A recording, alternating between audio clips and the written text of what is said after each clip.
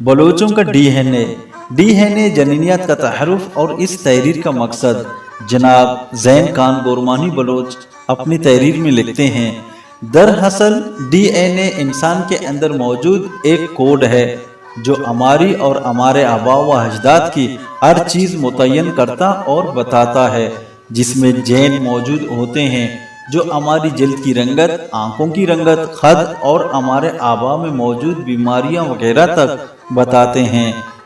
دور حاضر میں ڈی این اے جنینیات ایک ایسی حقیقت ہے جسے کوئی انکار نہیں کر سکتا۔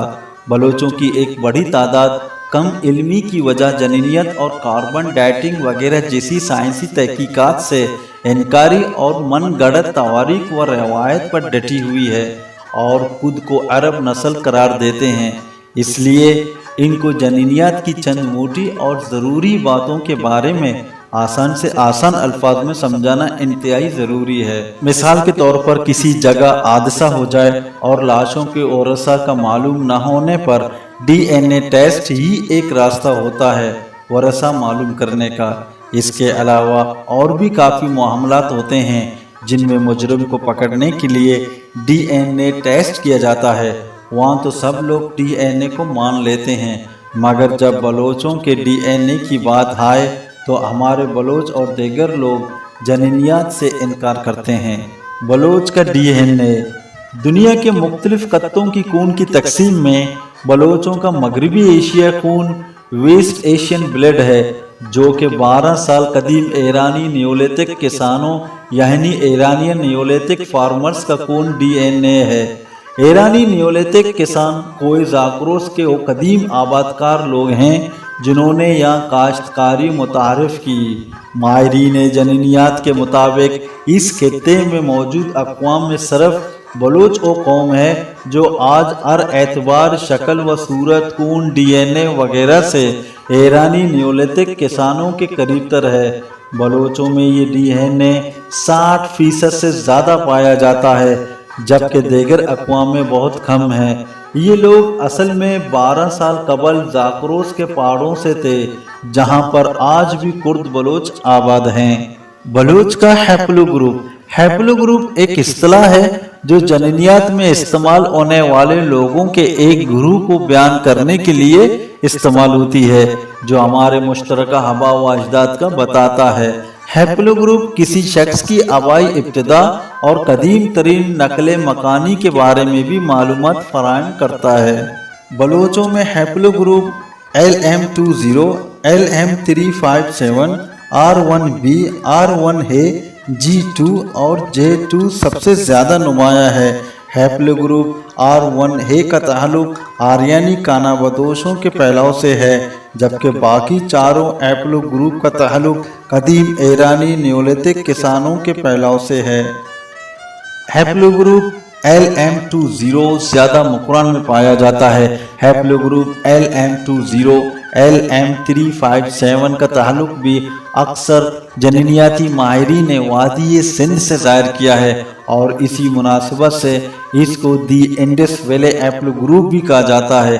اس ہیپلو گروپ کو ظاہر کرنے والا سب سے پرانا سیمپل شاید سوختہ سے ملا ہے، اور وہ بھی جنینیاتی طور پر بلوچ قوم سے قریب تر ہے۔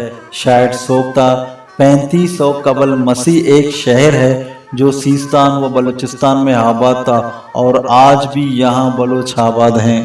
جس پہ ہم بات کریں گے بلوچ قبائل کے ہیپلو گروپ کا، جو بلوچ قبائل سے تعلق رکھنے والے بلوچوں میں یہ سمپلیں پائے گئے ہیں، جس میں ایک سمپل چگوانی بلوچ کے سمپل میں GM201 EM201 پایا گیا، ایک سمپل میرانی بلوچ کے GSK1127 سمپل پایا گیا۔ ٹھیک اسی طرح ایک سمپل بلوچوں کے النمری قبائل کے بلوچ کا JM92 رئیس اور موگیری بلوچ قبائلوں کے بلوچوں میں R1A سمپل پایا گیا ہے۔ یہ سمپلیں اس بات کی دلیلیں پیش کرتی ہیں کہ بلوچوں کا اصل وطن ہی بلوچستان سرزمین رہا ہے، اور بلوچ ہزاروں سالوں سے اس خطے کے وارث ہیں۔ چونکہ یہ ہیپلو گروپس بہت بڑے خطے کی مختلف نسلوں کا بتاتے ہیں، تو इसे किसी खास नस्ल का पता लगाने के लिए हैप्लो ग्रुप की मुख्तलिफ शाखों को देखा जाता है जो कि सबक्लैड कहलाती हैं। इन्हीं शाखों के जरिए ज्यादा तफसीली मालूमात से नस्लों के मुश्तरका होने का मालूमात किया जाता है। इनमें वक्त के साथ तब्दीली यानी मुटहशन भी मुमकिन है, मगर नस्ल का मुश्तरका होना मालूमात हो जाता है। बलोच के DNA में तनु यानी डाइवर्सिटी, मुख्तलिफ खित्तों में आबाद होने और दीगर अक़वाम शादियाँ करने से बलोचों के हैप्लो ग्रुप और सब क्लैड में कुछ हद तक फ़र्क मिलता है, मगर उनके DNA में ज़्यादती यानी ज़्यादातर ईरानी नियोलिथिक किसानों की ही मौजूद होगी।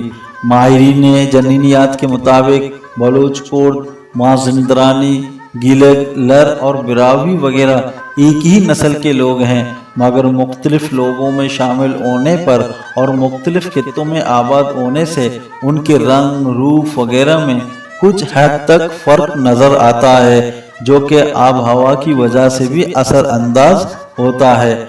माहिरीन जनीनियत किए गए टेस्टों में अब तक बलोच हरब साबित नहीं हुए, बल्कि बलोच इसी खित्ते के कदीम बाशिंदे हैं।